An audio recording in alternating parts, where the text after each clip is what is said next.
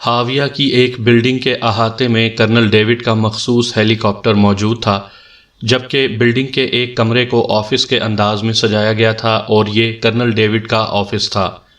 Colonel David بڑی سی میز کے پیچھے رکھی ہوئی اونچی پشت کی ریوالونگ چیئر پر بیٹھا تھا، جبکہ بلڈنگ کے دوسرے کمروں میں بابین میں اسرائیلی سیکرٹ سروس کا ایجنٹ میجر گراز اپنے ساتھیوں سمیت موجود تھا۔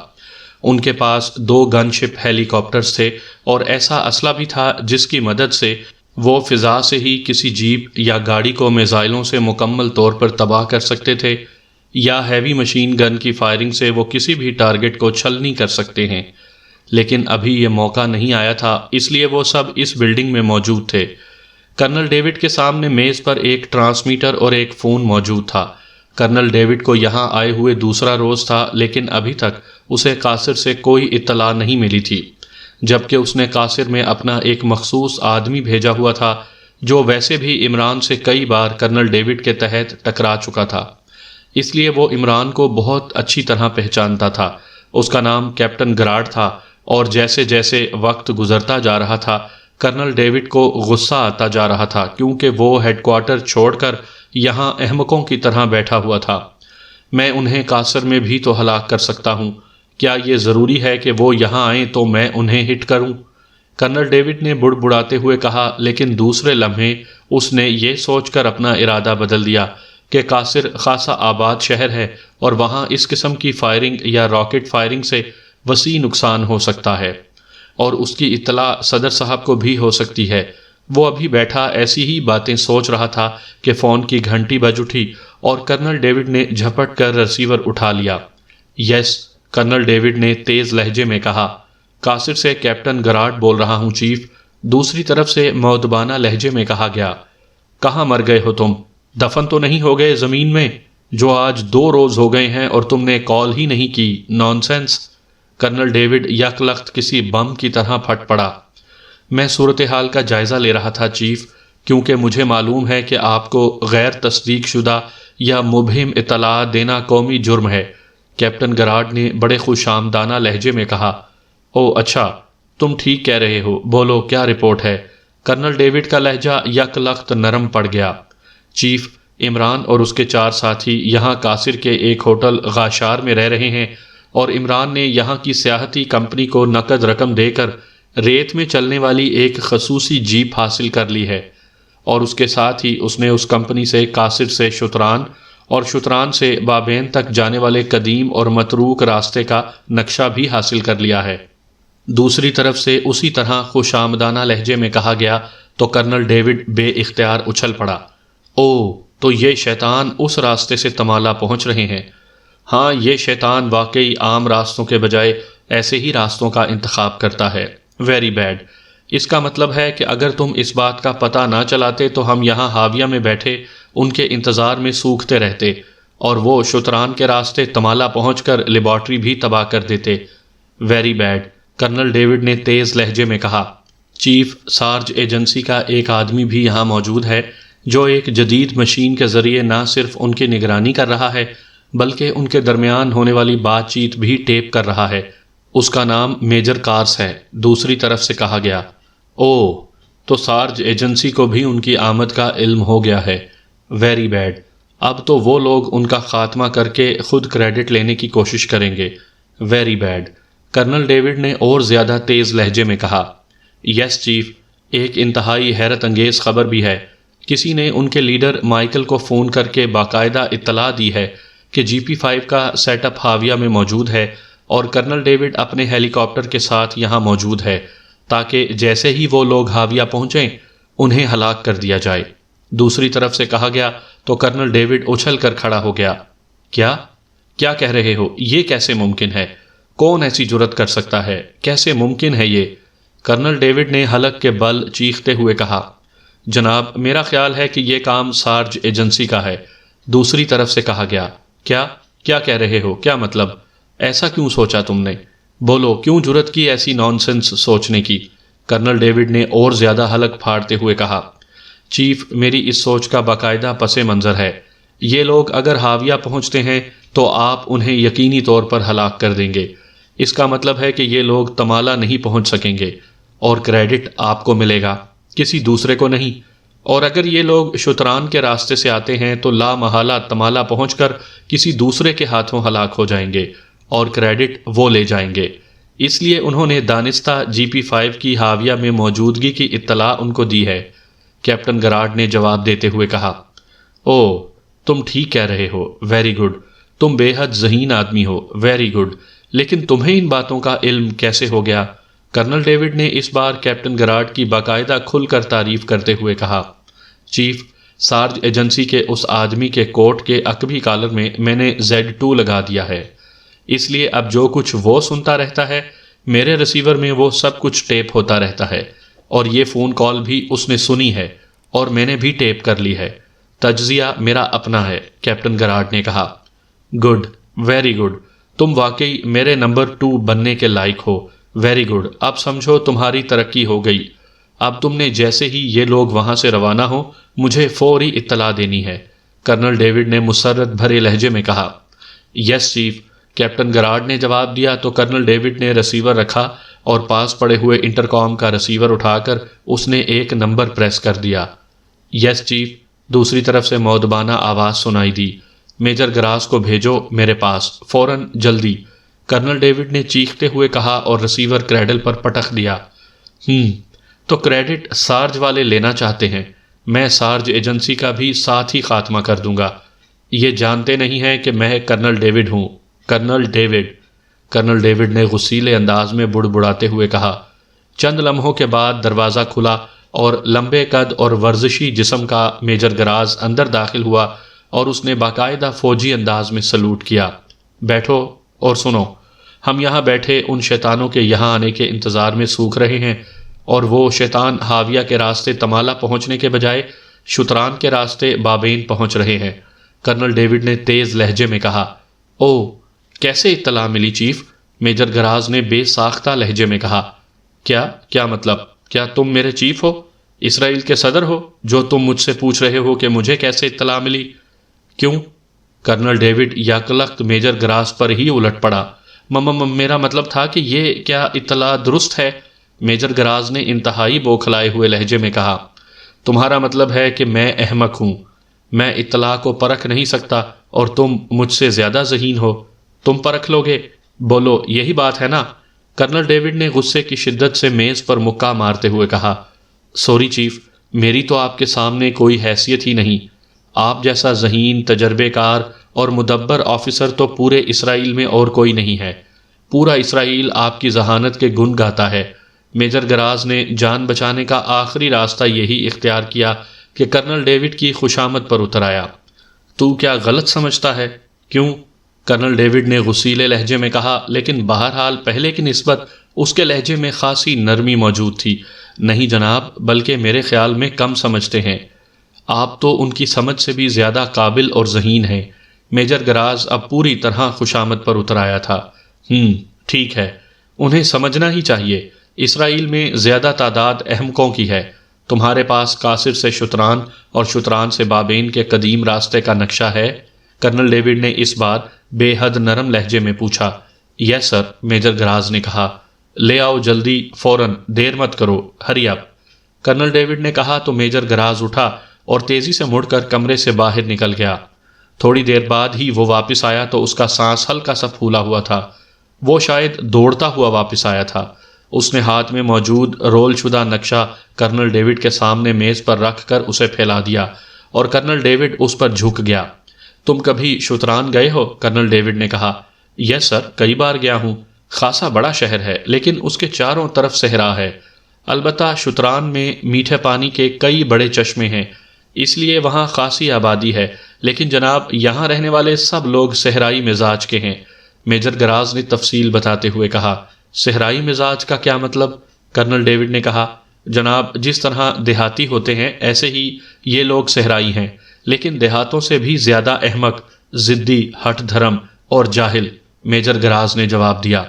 تم نے وہاں کسی سے رشتہ کرنا ہے جو تم ایسی باتیں کر رہے ہو؟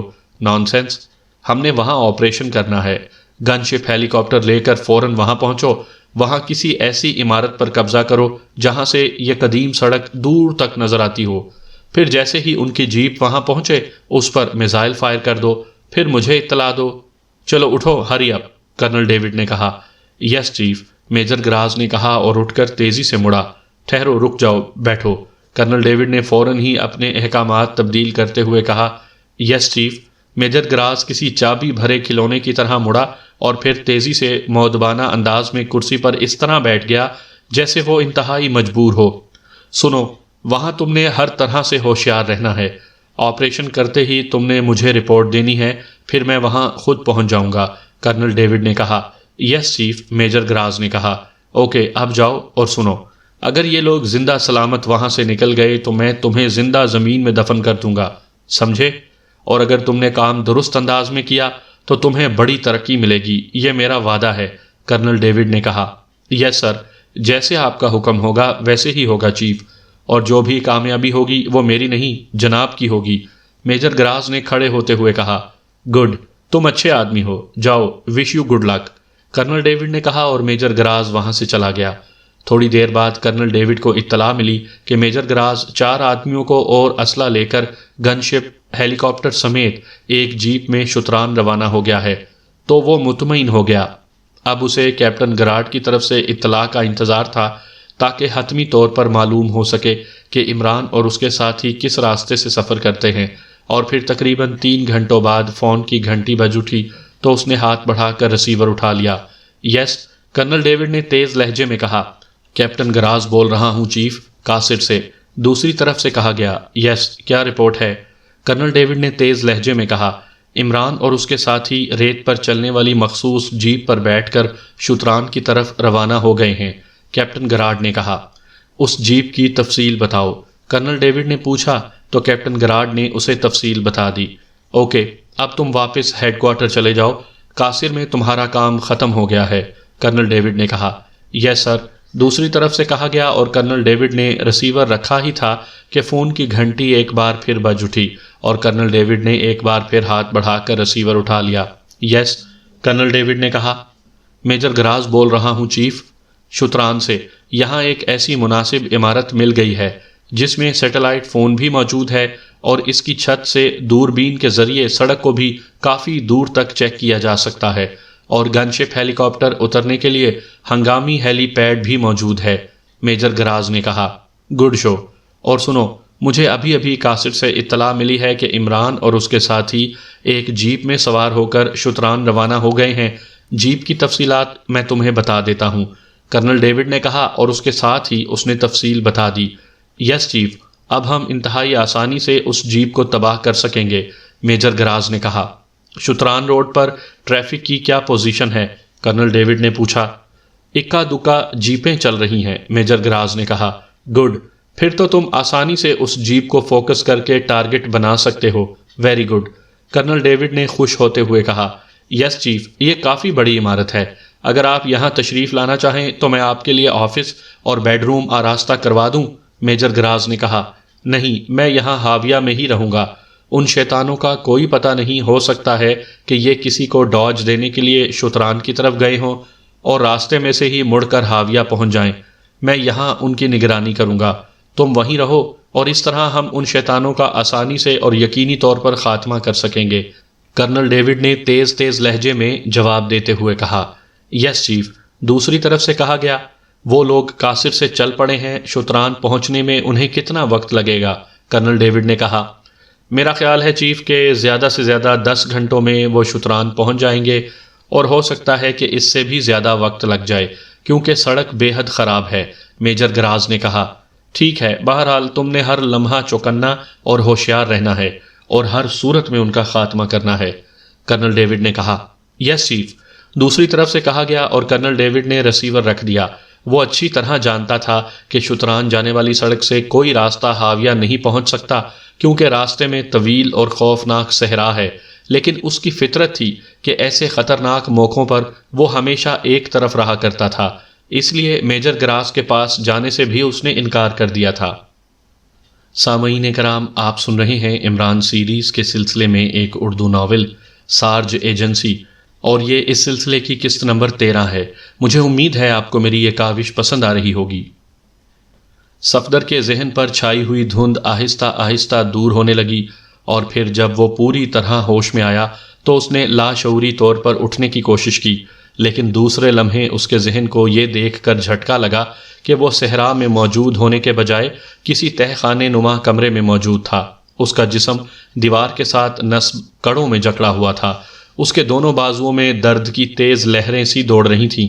پوری طرح ہوش میں آتے ہی اس درد کی وجہ بھی وہ سمجھ گیا تھا کہ وہ چونکہ بے ہوشی کے دوران بازوؤں کے بل نیچے کی طرف ڈھلکا رہا تھا، اس لیے بازوؤں پر دباؤ پڑنے کی وجہ سے درد ہو رہا تھا، اور اب ہوش میں آنے کے بعد جب وہ اپنے پیروں پر سیدھا کھڑا ہو گیا تو اس کے بازوؤں میں اٹھنے والا درد تیزی سے ختم ہوتا جا رہا تھا۔ اپنے آپ کو یہاں دیکھ کر اس کے ذہن میں بگولے سے ناچ رہے تھے، اور پھر اس نے جیسے ہی گردن گھمائی تو اس کے ذہن کو ایک اور زوردار جھٹکا لگا۔ اس کے ساتھ ہی تنویر بھی اسی طرح کڑوں میں جکڑا ہوا موجود تھا، لیکن اس کی گردن کے ساتھ ساتھ اس کا پورا جسم بھی لٹکا ہوا نظر آ رہا تھا، جس کا مطلب یہ تھا کہ وہ ابھی تک بے ہوش ہے۔ صفدر نے دوسری طرف گردن گھمائی، اس کی نظریں جولیا کو تلاش کر رہی تھیں۔ جولیا وہاں موجود نہ تھی، جبکہ صفدر جولیا کو تنویر کے ساتھ جیپ میں چھوڑ کر خود آگے بڑھا تھا۔ جولیا زخمی بھی تھی۔ تنویر کی یہاں موجودگی اور جولیا کی عدم موجودگی نے اس کے ذہن میں بے پناہ خدشات ابھارے، لیکن دوسرے لمحے وہ تنویر کے جسم میں پیدا ہونے والی حرکت دیکھ کر چونک پڑا۔ تھوڑی دیر بعد تنویر بھی ہوش میں آ گیا اور اسی طرح حیرت بھری نظروں سے ادھر ادھر دیکھنے لگا جس طرح صفدر نے دیکھا تھا۔ جولیا کہاں ہے تنویر؟ صفدر نے کہا۔ جولیا؟ مجھے نہیں معلوم۔ کیا یہاں نہیں ہے؟ کیوں؟ تنویر نے حیران ہوتے ہوئے کہا۔ تم جولیا کے ساتھ تھے، پھر؟ صفدر نے کہا۔ کوئی چیز جیپ کی چھت سے ٹکرائی تھی، میں جیپ سے نیچے اترا تو مجھے ہوش نہ رہا، اور اب یہاں اس حالت میں مجھے ہوش آ رہا ہے، جبکہ جولیا اس وقت جیپ کے اندر تھی۔ تمہارے ساتھ کیا ہوا؟ تنویر نے کہا۔ میں ایک ٹیلے کے پیچھے تھا کہ اچانک سائیں کی آواز سے ایک اور ٹیلے کے پیچھے سے کوئی چیز میرے سامنے آ کر گری، اور اس کے ساتھ ہی میرے ذہن پر تاریکی چھا گئی، اور اب یہاں ہوش آیا ہے، صفدر نے جواب دیا۔ اس کا مطلب ہے کہ ہماری سیٹلائٹ نگرانی کی جا رہی تھی اور ان لوگوں نے باقاعدہ فائرنگ پوائنٹس بنا رکھے ہیں، تنویر نے کہا۔ ہاں، مگر اب ہمیں نہ صرف ان کڑوں سے نجات حاصل کرنی ہے بلکہ جولیا کا بھی پتہ چلانا ہے، صفدر نے کہا، جبکہ اس دوران اس کی انگلیاں تیزی سے کڑوں کے بٹن کو ٹریس کرنے میں مصروف تھیں، لیکن بٹن ٹریس نہ ہو رہا تھا۔ ابھی وہ کوشش کر رہا تھا کہ کمرے کا دروازہ کھلا اور ایک لمبے قد اور بھاری جسم کا ادھیڑ عمر آدمی اندر داخل ہوا۔ اس نے گہرے نیلے رنگ کا سوٹ پہنا ہوا تھا۔ اس آدمی کے جبڑے چوڑے اور چہرہ جسم کی مناسبت سے بڑا تھا۔ سر آدھے سے زیادہ بالوں سے بے نیاز تھا۔ اپنے انداز سے وہ بڑا باوقار سا آدمی دکھائی دے رہا تھا۔ اس کے پیچھے 4 مشین گن بردار آدمی تھے۔ ایک کرسی یہاں رکھو، اس آدمی نے مڑ کر ایک مشین گن بردار سے کہا۔ یس چیف، مشین گن بردار نے انتہائی مؤدبانہ لہجے میں کہا، اور پھر تیزی سے عقبی دیوار کے ساتھ موجود 4-5 کرسیوں میں سے ایک کرسی اٹھا کر اس نے اس چیف کے پاس رکھ دی۔ یہ چاروں آدمی اپنے انداز سے تربیت یافتہ اور لڑاکا دکھائی دے رہے تھے۔ تمہارا تعلق پاکیشیا سیکرٹ سروس سے ہے، اس چیف نے کرسی پر بیٹھتے ہوئے صفدر اور تنویر سے مخاطب ہو کر کہا۔ پہلے یہ بتاؤ کہ ہماری ساتھی لڑکی کہاں ہے؟ صفدر نے قدرے سخت لہجے میں کہا۔ وہ زخمی تھی، اس لیے میں نے اسے علیحدہ رکھا ہے، بہرحال میں یہیں منگوا لیتا ہوں اسے، چیف نے کہا۔ جیگر؟ اس نے گردن موڑ کر کہا۔ یس چیف، اس آدمی نے جس نے کرسی اٹھا کر رکھی تھی انتہائی مؤدبانہ لہجے میں کہا۔ لڑکی کو اٹھا کر یہاں لے آؤ، اور ونکٹ تم ریموٹ کنٹرول راڈز کرسی اٹھا کر لے آؤ، جلدی کرو، میرے پاس زیادہ وقت نہیں ہے اور میں نے واپس بھی جانا ہے، چیف نے کہا۔ یس چیف، جیگر اور ایک دوسرے مسلح آدمی نے کہا، اور پھر وہ دونوں تقریباً بھاگتے ہوئے واپس چلے گئے۔ تم جو کوئی بھی ہو، پہلی بات تو یہ نوٹ کر لو کہ یہ کڑے ریموٹ کنٹرولڈ ہیں اور ریموٹ کنٹرول میرے آدمی کی جیب میں ہے، اس لیے تم کسی صورت بھی ان سے نجات حاصل نہیں کر سکتے، کیونکہ مجھے بتایا گیا ہے کہ پاکیشیا سیکرٹ سروس کے ایجنٹ ہر قسم کی سچویشن کو تبدیل کرنے میں ماہر ہیں، چیف نے صفدر اور تنویر سے مخاطب ہو کر کہا۔ تو صفدر نے بے اختیار ہونٹ بھینچ لیے، کیونکہ اسے اب معلوم ہو گیا تھا کہ کڑوں کے بٹن کیوں ٹریس نہ ہو رہے تھے۔ اسی لمحے دروازہ کھلا اور ونکٹ ایک راڈز والی کرسی اٹھائے اندر داخل ہوا، اس کے پیچھے جیگر کاندھے پر بے ہوش جولیا کو لادے اندر داخل ہوا، اور پھر ونکٹ نے کرسی صفدر کے قریب دیوار کے ساتھ لگا کر رکھ دی، جبکہ جیگر نے بے ہوش جولیا کو اس کرسی پر ڈالا اور پھر جیب سے ریموٹ کنٹرول نکال کر اس کا بٹن پریس کیا تو راڈز نے جولیا کے جسم کو جکڑ لیا۔ جیگر نے ریموٹ کنٹرول واپس جیب میں رکھا اور پھر پیچھے ہٹ کر چیف کے قریب کھڑا ہو گیا۔ وہ اپنے ساتھیوں کا انچارج لگ رہا تھا۔ سنو، اگر تم سچ سچ بتا دو کہ تمہارا تعلق پاکیشیا سیکرٹ سروس سے ہے اور تمہارے باقی ساتھی کہاں ہیں، تو میں تمہیں آسان موت مار کر واپس چلا جاؤں گا، ورنہ یہ لوگ تمہاری ایک ایک ہڈی توڑ کر تم سے سب کچھ اگلوا لیں گے، اور اس حالت میں تمہاری موت انتہائی عبرتناک ہوگی، اور یہ کارروائی صرف تم دونوں کے ساتھ ہی نہیں ہوگی بلکہ اس عورت کے ساتھ بھی ہوگی۔ چیف نے کہا تو صفدر بے اختیار ہنس پڑا۔ تم ہنس رہے ہو؟ کیوں؟ چیف نے اس بار خاصے غصیلے لہجے میں کہا۔ اس لیے ہنس رہا ہوں کہ تم چیف ہونے کے باوجود بچوں جیسی باتیں کر رہے ہو۔ کس تنظیم کے چیف ہو؟ صفدر نے کہا۔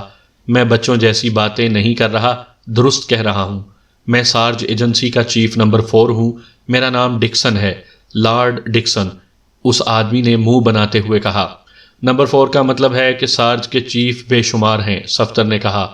میں اب مزید کسی سوال کا جواب نہیں دوں گا، اور جو سوال میں نے کیا ہے اس کا جواب دو، ورنہ میں واپس چلا جاؤں گا اور پھر جیگر اور اس کے ساتھی تمہاری روح سے بھی سب کچھ اگلوا لیں گے۔ اس لارڈ ڈکسن نے منہ بناتے ہوئے انتہائی سخت لہجے میں کہا۔ یہ ہماری ساتھی ابھی تک بے ہوش کیوں ہے؟ اچانک خاموش بیٹھے تنویر نے کہا۔ یہ زخمی ہے، اس لیے میں نے اسے طویل بے ہوشی کے 2 انجیکشن لگوا دیے ہیں تاکہ اسے مرتے ہوئے تکلیف نہ ہو، لارڈ ڈکسن نے جواب دیتے ہوئے کہا۔ بے حد شکریہ لارڈ ڈکسن، اب میں تمہارے سوال کا جواب دیتا ہوں۔ ہمارا کوئی تعلق پاکیشیا سے نہیں ہے، ہمارا تعلق ایکریمیا سے ہے، ہم ایکریمین ہیں، صفدر نے جواب دیا۔ یہاں کیوں آئے تھے؟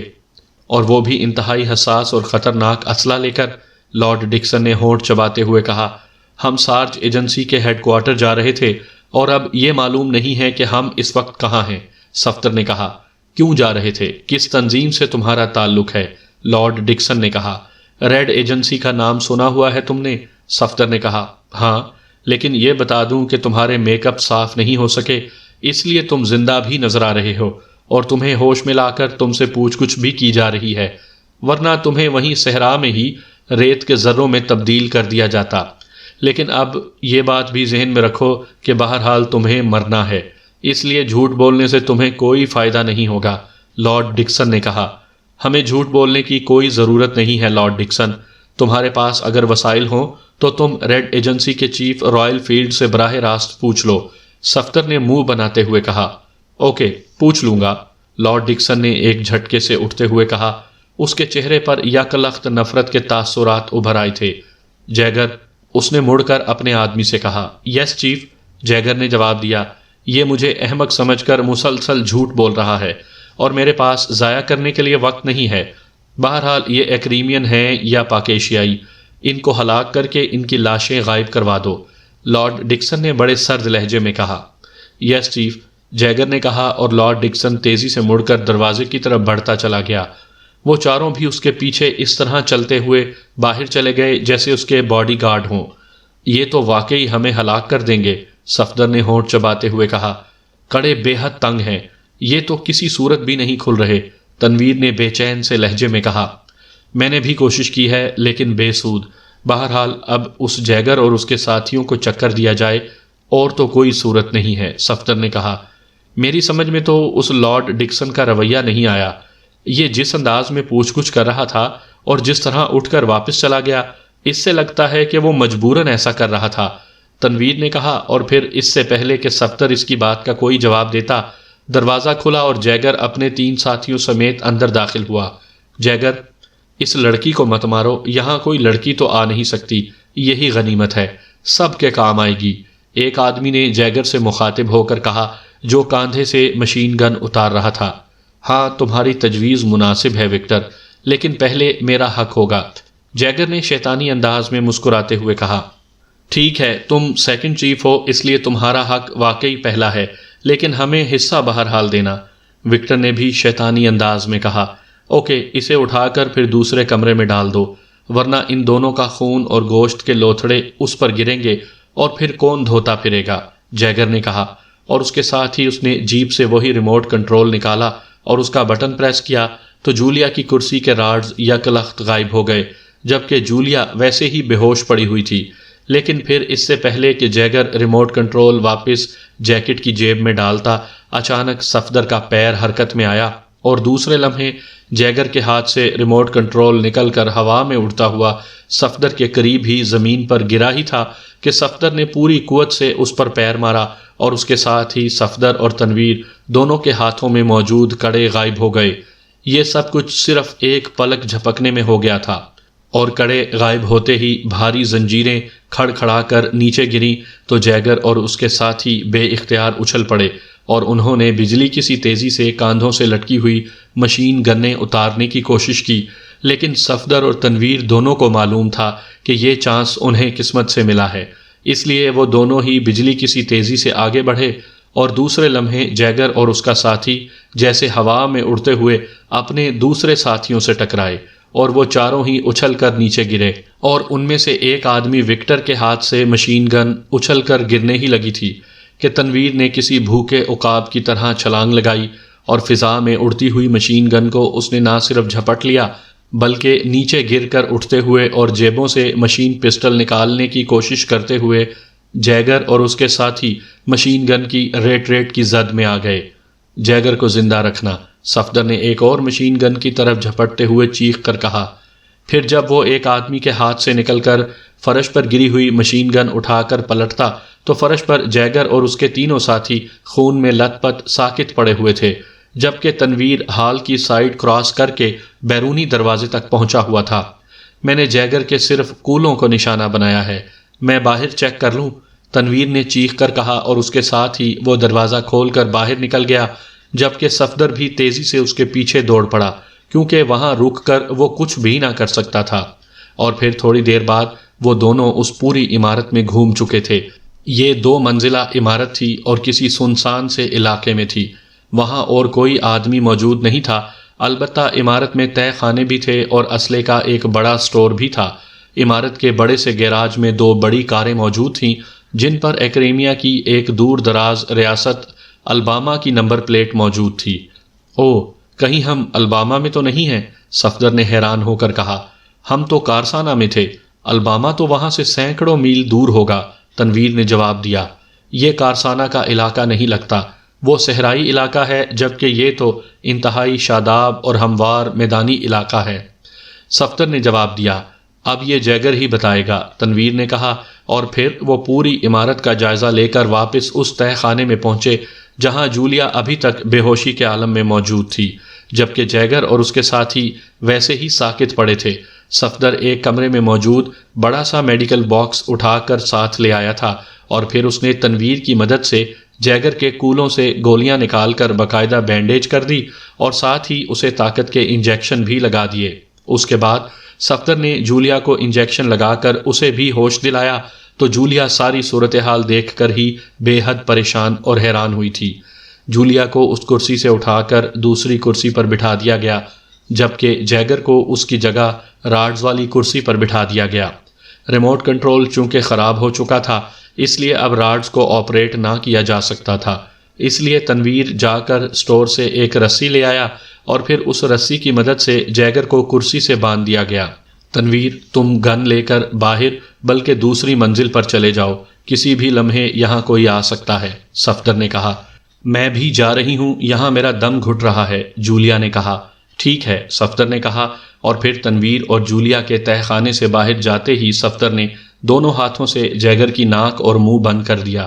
تھوڑی دیر بعد جب جیگر کے جسم میں حرکت کے تاثرات نمودار ہونا شروع ہو گئے تو صفدر نے ہاتھ ہٹائے اور پھر جیب سے اس نے ایک تیز دھار نشتر نکال کر ہاتھ میں پکڑ لیا۔ یہ نشتر اس نے میڈیکل باکس سے نکال کر جیب میں ڈال لیا تھا۔ تم یہ سب کیا ہے؟ کیا مطلب؟ جیگر نے لاشعوری طور پر اٹھنے کی کوشش کرتے ہوئے کہا، لیکن ظاہر ہے بندھا ہونے کی وجہ سے وہ صرف کس مسا کر رہ گیا اور کولوں پر زخموں کی وجہ سے اس کے منہ سے کراہ نکل گئی۔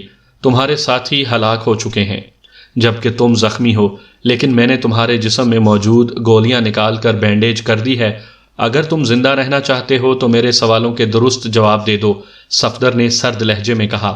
تم حیرت انگیز ہو، جادوگر ہو، تم نے کس طرح ریموٹ کنٹرول میرے ہاتھ سے نکال لیا؟ جیگر نے شاید صفدر کی بات ہی نہ سنی تھی، اس کے ذہن پر حیرت چھائی ہوئی تھی۔ یہ ہمارے لیے معمولی باتیں ہیں جیگر، ہم نے بہرحال اپنی جانیں بھی بچانی تھیں اور اپنا مشن بہرحال مکمل کرنا ہے۔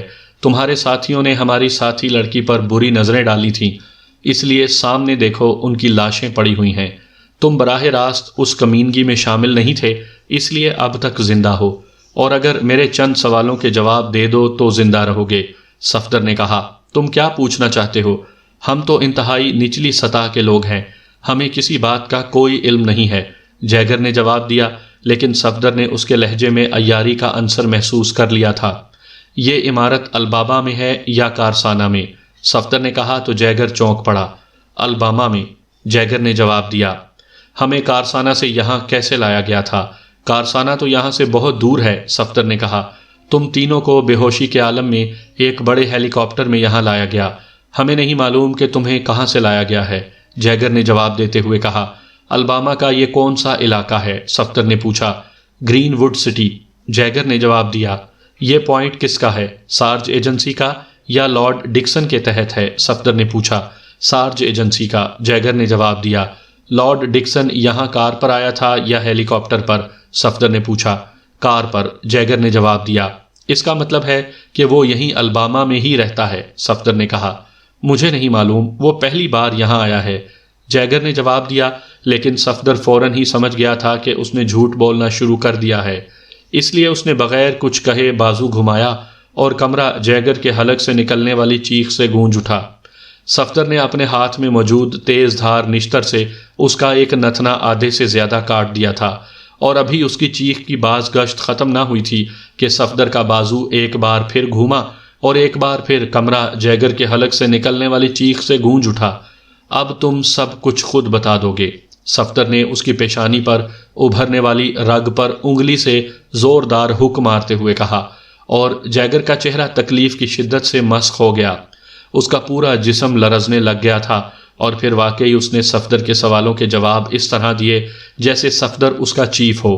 سب کچھ پوچھ لینے کے بعد صفدر نے ہاتھ میں موجود خون آلود نشتر اس کی شہ رگ میں اتار دیا، اور جیگر چند لمحوں تک تڑپنے کے بعد ختم ہو گیا۔ اس کی گردن سے خون کسی فوارے کی طرح نکل رہا تھا۔